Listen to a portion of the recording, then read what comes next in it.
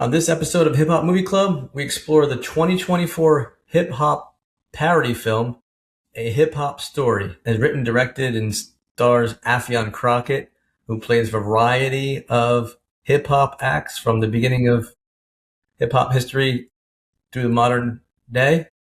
And it's just a lot of laughs in here. A big spoof on Russell Simmons throughout, as he plays the character Roscoe Simmons. His way of speech, his yoga, the way he's holding his leg over his head, all that type of stuff made me laugh quite a bit. And no one was safe, really. There was a lot of spoofing on a lot of acts, especially from like the 80s and 90s on up. So, I mean, plot line, in my opinion, is kind of thin, but it was just one of those, if you want to veg out and just watch a film and get a bunch of chuckles out of it, it served its purpose that way. I think in general, it does ask good questions about the state of hip hop at the age 50. I think Boogie's right. Is hip hop not as good as it was in the early days? Why aren't the OGs doing it like they were doing it before? But I don't like where the answers landed so much. Like, it's like ignoring Kendrick Lamar. He wasn't spoofed here at all. And it was kind of like, I don't know, I agree with the answer he came up with. And maybe for me, the jokes didn't really land that much. He didn't want that smoke from K-Dot, right? So why do this? Like, you went after everyone else.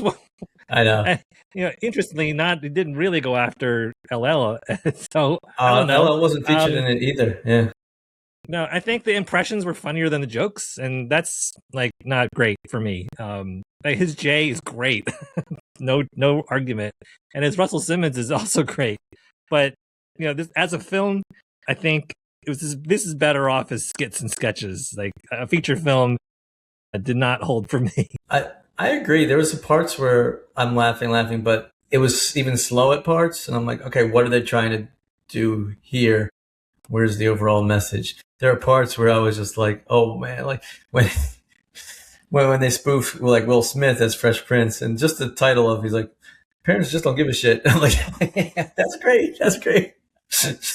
Yeah, it's almost like a pack of Garbage Pail Kids, or they came out with those things called Wacky Packages, and they would spoof brands like It's like, okay, that was the level. That was the level, and I think I get it. This one doesn't make sense. This one, okay, this one, fun. Yeah, they're I don't know. These feel like first draft jokes, and that was all we got, and. I don't know. It didn't work for me. A couple of things I was amused, but I didn't catch myself laughing at anything, which is not great for a parody film. I laughed a bit, but not to the extent of like a true spoof, like the other spoof movies that we've seen, like Don't Sip Juice in South Central. That one was great, right? Like I was thinking, because I ended up paying $4 or $5 to rent this streaming. And I'm like, man, if I would have went to the theater and paid the full amount, I probably would have been disappointed. Man, if I would have paid $10 to $15, I'd be like, yeah. Throw a soda at the screen. I can't get jiggy with this.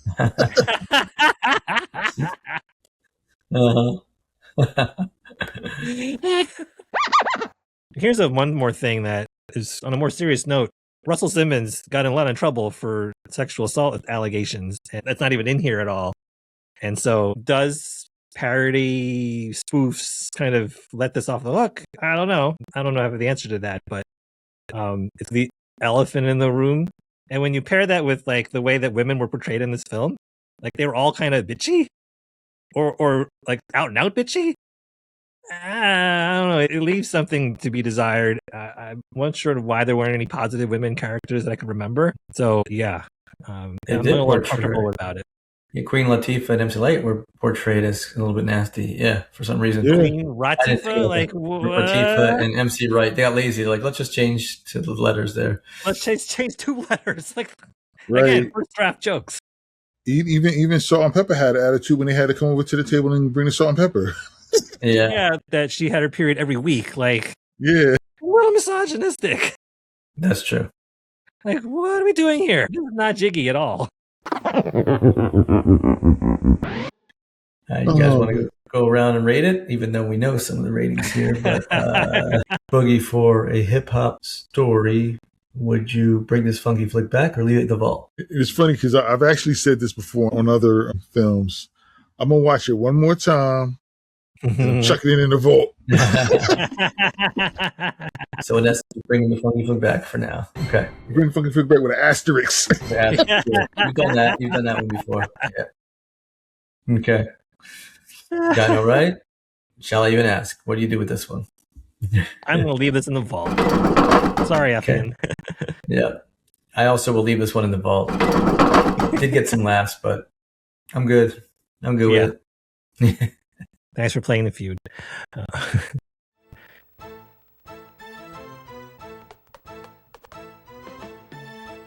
Thank you for tuning. Show me your parting gifts. Shout out to Richard Dawson. Okay. Thank you for tuning into Hip Hop Movie Club, the show for serious hip hop fans who want to deepen their cultural knowledge. I'm Dino Wright, filmmaker, designer, longtime hip hop fan, and I highly recommend Fab Five Freddy's new memoir, Everybody's Fly: A Life of Art, Music, and Changing the Culture, especially the audiobook version read by the man himself. Nice. I'm JB, 80s and 90s nostalgia junkie, longtime hip hop fan, and one of my favorite hip hop spoof skits of all time was when Jim Carrey mocked Vanilla Ice on In Living Color. If you haven't seen that, please go watch that. That's a good one. That's a good one. And I'm Boogie, a DJ, longtime hip hop fan, and on the date of this recording, July 8th, Houdini released their debut self-titled album.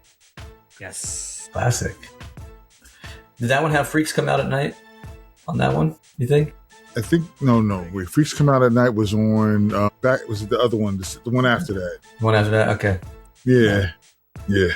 Gotcha. Nice. No, Houdini, definitely a pioneer in the game way back in the day. And remember, don't hate, animate. Hey. Ching. Some of these characters. I love the nervous laugh of Jay-Z that he does. The nervous laugh. Like, Yes. that's so It's good. great. It is really good. I can't even do it. Yeah. Yeah, there you go. That's it. Hey, Oh, man. called him JB, like myself. Yeah. Oops. That's funny. Yeah. Affion was like, he was like Eddie Murphy or Arsenio Hall, like playing like half dozen characters or more. I'm like, Yeah. I'm like, wait, is that really him? That's him. Yeah, he's doing that part. Then you look at the credits, it's like Affion Crockett. Mm-hmm. Yes.